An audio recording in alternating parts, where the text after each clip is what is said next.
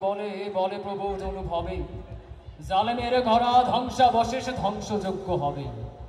ন্যায় বিরুদ্ধ প্রস্তর ঘাত বিপদ গিয়েছে কবে, তা তো দ্বিগুণ আঘাতে ফিরে আসে কোনো আহবের বিক্ষোভে পরাভবের শিরোনামে ধরা ধামে। অত্যাচারের মুক্তি নেই, নিদারুণ নির্মম যন্ত্রণায় তার একান্ত পরিণাম। তার গড়ে তোলা সুখের সায়র অশ্রুত বৈভবে কোনো একদিন ধ্বংসলীলার সূত্র হবেই হবে। যে ক্ষতর জন্ম তুমি দিয়েছ করুণ প্রাণে, সে ক্ষত স্থান ভেদ করে জন্মাবে বিষবৃক্ষ। তোমার হত ফুসফুস রবে সেই বৃক্ষের চূড়ায়, বিষ ছেয়ে যাবে তোমার দেহের শিরায় উপশিরায়।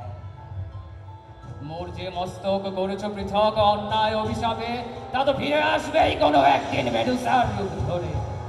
মোরকে সবে সব বিষাক্ত দক্ষ তোমার সংহার আনা ফনি।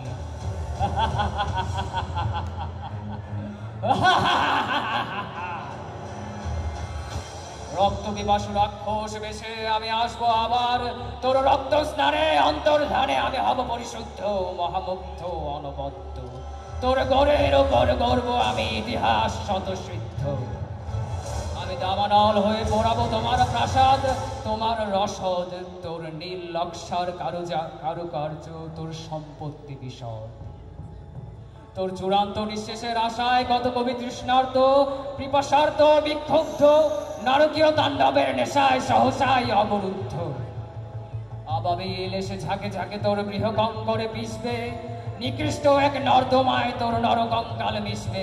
তোর শেষের সময়ও শেষ হয়ে আসে, পালাবি কোথায় পালা, তোর ধ্বংসাবশেষ থেকেই আসবে মৃত্যু ধ্বংসলীলা। তোর মুক্তি কোথাও নেই।